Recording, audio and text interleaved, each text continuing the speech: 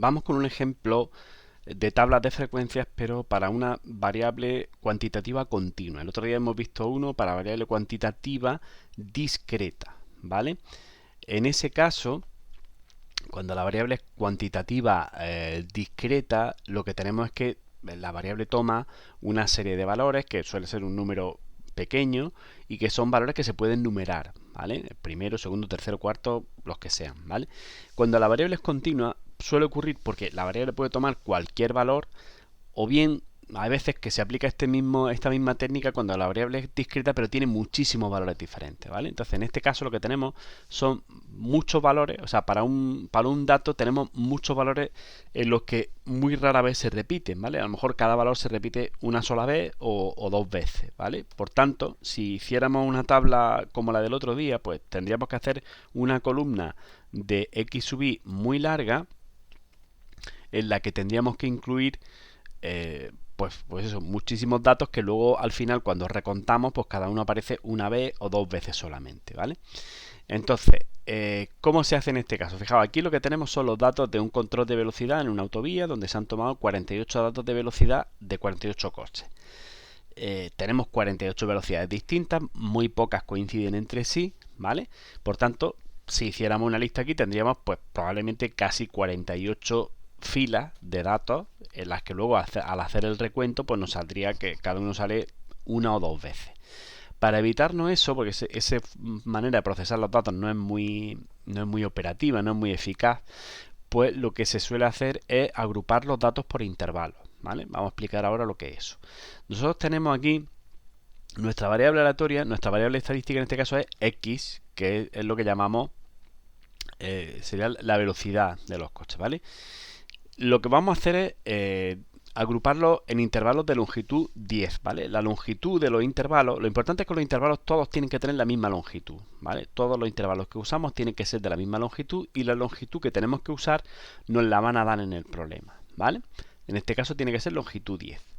Vale, pues, ¿qué voy a hacer? Para construir los intervalos, lo que tengo que hacer es analizo todos los datos que tengo, veo cuál es el dato más pequeño y el dato más grande, ¿vale? En nuestro caso, la velocidad más pequeña que aparece es 101 km por hora y la más grande es 147, ¿vale? Entonces, me ajusto a esos datos y si tienen que ir de 10 en 10, pues en vez de quedarme en el 101, que es el más pequeño, me bajo al 100, ¿vale? Y empiezo a contar en el 100. Y de ahí voy haciendo intervalos de 10 en 10, ¿vale? Entonces los intervalos serían como estos de aquí. De 100 a 110, de 110 a 120, de 120 a 130, 130 a 140, 140 a 150, que ya no necesito más porque el dato más grande que tengo es 147. Entonces, el siguiente intervalo que iría de 150 a 160 no tengo datos en ese intervalo, por tanto no lo necesito, ¿vale? Si os fijáis, los intervalos se suelen poner cerrados por la izquierda, abiertos por la derecha. Eso es para que, porque fijaos que si lo pusiéramos cerrado también por la derecha, en el primer intervalo, por ejemplo, podríamos llegar hasta 110 y el siguiente empieza también en 110, de manera que el 110 estaría incluido en dos intervalos. Si nos apareciese el dato exactamente 110, pues tendríamos la duda de dónde incluirlo, si en el intervalo de arriba o en el intervalo de abajo. Y si lo incluyésemos en los dos, estaríamos contando un dato dos veces, ¿vale? Estaríamos duplicando un dato. Por tanto, lo que se hace es coger los intervalos siempre cerrados por la izquierda y abiertos por la derecha. Bien, bueno, pues seguimos. Entonces ya sabemos que lo vamos a agrupar por intervalos, nos dicen que son de longitud 10, entonces los intervalos son estos que hemos construido. Y ahora, si veis, la tabla de frecuencia es la misma del otro día, solamente, o sea, si miramos solamente la parte que tiene los bordes rojos, es la misma del otro día, ¿vale? Igual. Hemos añadido la columna a la izquierda de los intervalos, ¿vale? Pues eso es lo que vamos a hacer en estos casos. Poner una columna a la izquierda que sea donde aparecen los intervalos del dato que estemos controlando, en este caso la velocidad, y lo demás va a permanecer igual. Con un pequeño matiz, un pequeño detalle, y es que los x sub i que vamos a incluir aquí, que el otro día eran los valores que tomaba la variable estadística que estudiábamos, en este caso van a ser una cosa ligeramente distinta, que es lo que llamamos marcas de clase. Lo tenéis aquí, ¿vale? Se llaman marcas de clase. ¿Qué son esas cosas de las marcas de clase? Pues las marcas de clase son los puntos medios de cada intervalo, o sea, justo el valor que está en el centro de cada intervalo. Entonces aquí es bastante fácil de ver. Entre 100 y 110 pues va a ser 105. Entre 110 y 120 va a ser 115. Entre 120 y 130 sería 125.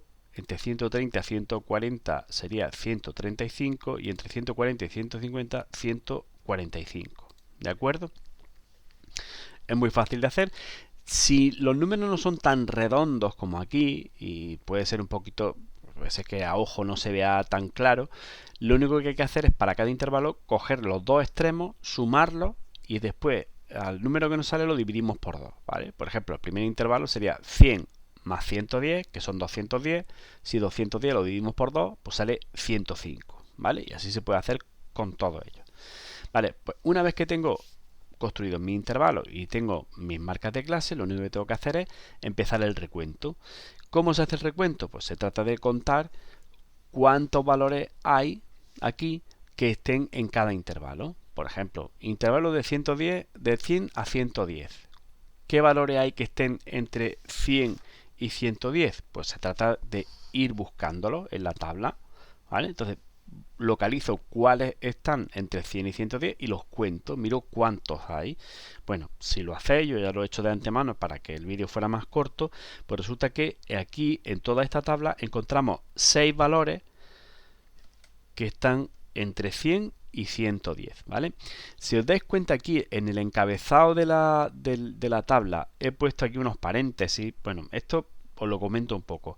Mira, la terminología que hemos utilizado nosotros el otro día es que nuestra frecuencia absoluta la llamamos f sub i minúscula, la frecuencia absoluta acumulada la llamamos f sub i mayúscula y la frecuencia relativa la llamamos h sub i minúscula, ¿vale? Eso es la terminología que utilizamos nosotros porque es la que utiliza en nuestro libro de texto de clase, ¿vale? Sin embargo, en otros libros, y yo creo que es más frecuente que lo que hacemos nosotros, lo digo por si os lo encontráis en algún sitio o si os tengo que poner otro vídeo que esté hecho por otra persona, pues es probable que os encontréis con que la frecuencia absoluta en vez de f sub i minúscula le llaman n sub i minúscula, como he puesto aquí entre paréntesis. Por tanto, la frecuencia absoluta acumulada, entre la frecuencia absoluta y la absoluta acumulada, la única diferencia es que una va en minúscula y otra en mayúscula. Por tanto, si a la frecuencia absoluta la llamamos n sub i minúscula, a la acumulada le llamaríamos n sub i, pero mayúscula, ¿vale? La frecuencia relativa nosotros la hemos llamado h sub i minúscula, pero la gente que llama a la frecuencia absoluta n sub i, a la frecuencia relativa le suele llamar f sub i minúscula, ¿vale? Entiendo que esto puede ser un poco lioso y yo no os quiero confundir. Simplemente nosotros vamos a utilizar f sub i minúscula, f sub i mayúscula, h sub i minúscula porque es lo que aparece en nuestro libro de texto. Pero que sepáis que en otros sitios lo podéis encontrar de la otra forma, ¿vale? Bien, seguimos con el recuento. Entre 100 y 110 entonces hay 6 valores. Si recontamos los valores que hay entre 110 y 120, pues resulta que son 9. Si contamos entre 120 y 130, aparecen 13 valores. Entre 130 y 140 aparecen 12 valores. Y entre 140 y 150 aparecen 8 valores. ¿De acuerdo? Bien, esas serían las frecuencias absolutas que corresponden a cada intervalo, ¿vale? O sea, estas son frecuencias que corresponden a cada intervalo. La suma de todo esto, pues igual que el otro día, tiene que ser el total de datos. Si sumáis todo esto, sale 48, que es el total de datos que hemos tomado en ese radar de carretera, ¿vale? Bien, continuamos. A partir de aquí ya es todo igual que el otro día. La frecuencia absoluta acumulada pues se hace igual que el otro día. En la primera fila acumulamos solo el primer valor de la frecuencia absoluta. En la segunda acumulamos los dos primeros, 6 más 9, que son 15. En la tercera los que llevamos más 13 más, que serían 28. Después los que llevábamos más otros 12, que serían 40. Y después 40 más otros 8, que son 48. Como veis, ocurre lo del otro día, que el último valor de la frecuencia absoluta acumulada coincide con el total de los datos. Y para las frecuencias relativas, pues si recordáis, lo que había que hacer era coger cada valor de la frecuencia absoluta y dividirlo por el total de datos para ver cuál es la fracción de valores que están en este intervalo, en el intervalo 100-110, por ejemplo. ¿Vale? Bueno, pues si hacéis esos cálculos, pues va a salir 0,125 para el intervalo 100-110, para el segundo 0,187, para el tercero 0,271,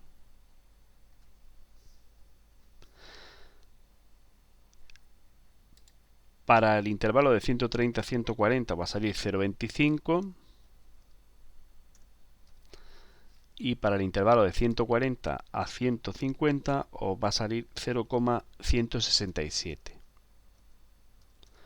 Bueno, tal como pasaba el otro día, si hacéis la suma de todo esto os tiene que dar 1, ¿de acuerdo? Bueno, ya está, con esto habríamos terminado. Como veis, la única diferencia que hay en este caso, la única novedad, es incluir la columna a la izquierda con los intervalos con la longitud que nos hayan dicho. Ya sabéis, buscando, para definir los intervalos, buscamos el valor más pequeño de todos los que tenemos y el valor más grande y cuadramos un poco para que nos salga un número redondo y organizamos los intervalos. Y hacemos los intervalos que necesitemos para meter todos los valores que tenemos de esa tabla que nos han dado, ¿vale? Y nada más. Después, en la columna de x sub y, en lugar de poner valores concretos de la variable, ponemos las marcas de clase, que son los puntos centrales de cada intervalo, y lo demás es todo exactamente igual que lo que hacíamos el otro día con la variable discreta. ¿De acuerdo? Espero que sí que haya quedado claro esto.